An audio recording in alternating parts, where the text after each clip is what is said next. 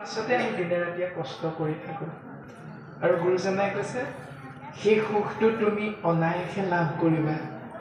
যদিহে এক হৰণীয়া হৈ কৃষ্ণ নাম হৃদয়েৰে বাক্যৰে মনেৰে শৰীৰেৰে তুমি গ্ৰহণ কৰা আশ্ৰয় কৰা তুমি বিচৰাখিনিতো পাবাই নিবিচৰাকৈ ভগৱন্তই তোমাক সমস্ত প্ৰদান কৰিব যিটো নৃসিংহ গোসাঁয়ে ভক্ত প্ৰহ্লাদৰ আগত প্ৰকাশ কৰিছিল যে শুনাচোন প্ৰহ্লাদ যি কৰে মোক আশ অৰ্থাৎ যি মোৰ কৃপা বিচাৰে মই কৰোঁ তাৰ সৰ্বনাশ তাক মই সৰ্বনাশ কৰোঁ তথাপি নেৰে যি মোৰ পাশ তথাপিতো যিজনে মোৰ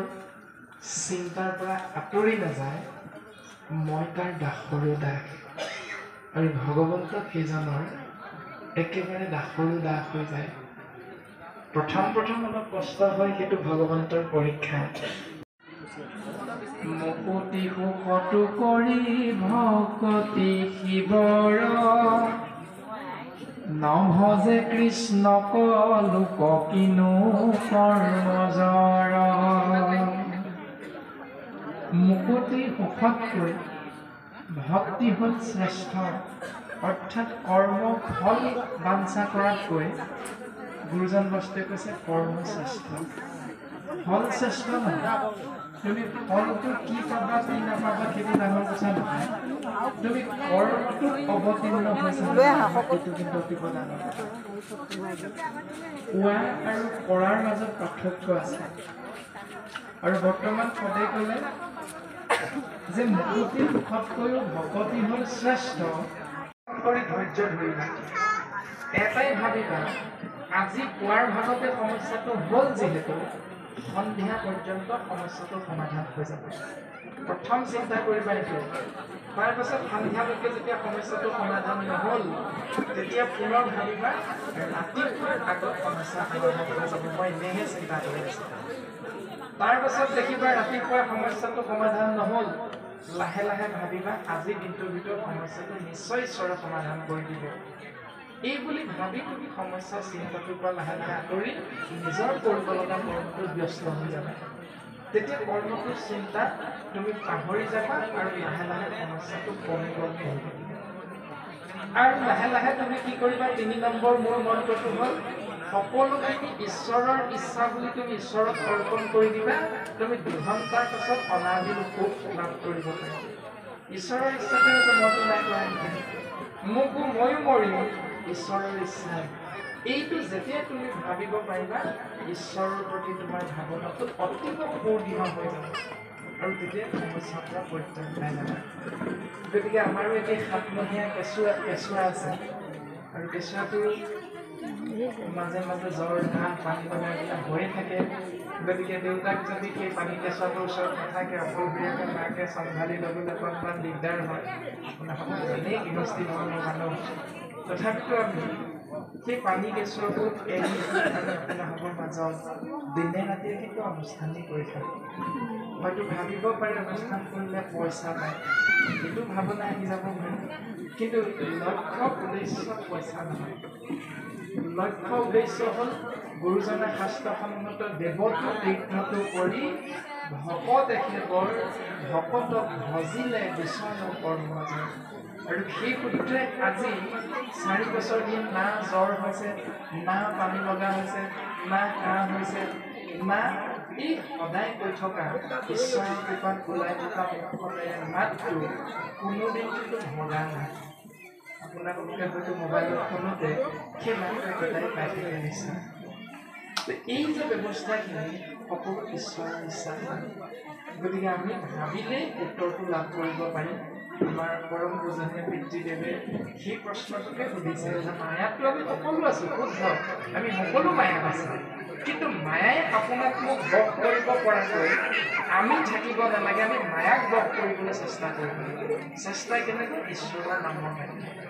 তুমি যিমানে নাম ল'বা, আশ্ৰয় কৰিবা নামত, যে ঈশ্বৰৰ ইচ্ছাতে কৈছে তুমি একো কৰা নাই, তাৰ বাবে তুমি জগৰীয়া নহয়, তুমি ঈশ্বৰৰ ওচৰত অৰ্পণ কৰিবা, ঈশ্বৰে সুন্দৰকে তোমাৰ জীৱনটো আগবঢ়াই দিছে। বাপুৰ চৰণত আমি পুত্ৰ আশা কৰি এটা যজ্ঞ কৰিছিল আৰু সেই যজ্ঞটোত গৈ উপস্থিত হৈছিল ঋষভ ঈশ্বৰৰ 100জন পুত্ৰৰ 9জন পৰম বৈষ্ণৱ পুত্ৰ আৰু নিমিৰজাই তেওঁলোকক সুধিছিল, ধন মোৰ জন, মই হলো মহাজন, ঐশ্বৰ্য বিভূতি মোৰ আছে, ঐশ্বৰ্য বিভূতি হলে পৃথিৱীখনো কিনিব পাৰি, ধৰ্ম কৰ্ম কেলৈ লাগিছে, মোৰ মাটি মোৰ বাৰী মোৰ গাড়ী মোৰ ধন মোৰ সম্পত্তি মোৰ ল'ৰা মোৰ ছোৱালী আদি যিটো মোৰ মোৰ মোৰ মোৰ কেৱল মোৰ ভাৱনাটোত থাকি ঈশ্বৰ সেৱালে ভকতৰ সেৱালে যিসকলে পিঠি দিয়ে, সেইটো হ'ল মহামোহ। আৰু তাতেই যিসকল ব্ৰতী আছে, অন্ধ হৈ আছে, তাৰ মাজতেই জীৱন অতিবাহিত কৰি আছে,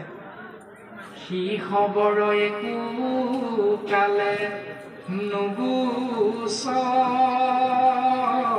ভয়, যাৱে কৃষ্ণ পদাম বুজে হেৱা নকৰয়।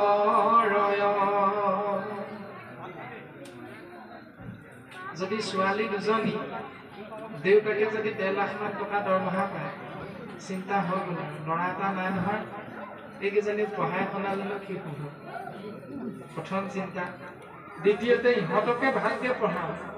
কিন্তু পঢ়াই শুনাই ইহঁতেও যেতিয়া চাকৰি পাব,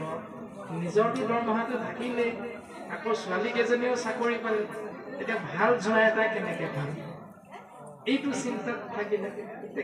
ঈশ্বৰ চিন্তালৈ পিঠি দিলে। কেৱল সেই চিন্তাটোৰ মাজেৰেহে গৈ থাকিল, জীৱনটো গতি কৰি থাকিল। তাৰপাছত ল'ৰা এটা হ'ল, পঢ়াই শুনাই ডাঙৰ মানুহ কৰিব পাৰিলেও নোৱাৰিলেও, কিন্তু ধন সম্পত্তি পাহাৰ গঢ়ি দিলে। মাজতে চিন্তা হ'ল, ল'ৰাটোলৈ এইখিনি থৈ যাম হয়, ল'ৰাটো এটাহে, কাৰোবাৰ লগত কাজিয়া হ'বলৈ হ'লে এইটোক যদি মাৰে কোনোটোৱে ধৰি দিব, এতিয়া আৰু এটা হোৱা হয়, সেইটো চিন্তাত আগবাঢ়ি গ'ল জীৱনটো। গতিকে এনেকৈ কেৱল মোৰ ধন মোৰ জনৰ মাজেদিয়ে জীৱনটো আগবঢ়াই যিসকল আমি গৈ থাকোঁ, ঈশ্বৰ সেৱালে পিঠি দিওঁ, সি খবৰ একো কালে নুগুচয় ভয়, তেওঁলোকৰ কোনো দিন ভয়ৰ পৰা মুক্ত হ'ব নোৱাৰে। ইটোৰ পাছত সিটো ভয়, সিটোৰ পাছত সিটো ভয়, কেৱল ভয়ৰ মাজতে জীৱনটো অতিবাহিত কৰিব লাগিব। কেতিয়ালৈকে ভয়টো থাকিব? যাৱে কৃষ্ণ পদাম বুজে সেৱা নকৰে, যেতিয়ালৈকে এক দেও এক সেও একত গুণে নাইকেও সুদৃঢ় বিশ্বাসে কৃষ্ণদেৱৰ চৰণ চিন্তাৰ মাজেৰে জীৱন অতিবাহিত নকৰিব, যেতিয়ালৈকে ঈশ্বৰৰ চৰণৰ সেৱা নকৰিব। আপোন ভালে জগত ভাল, প্ৰথম চিন্তা আপোন ভালে জগত।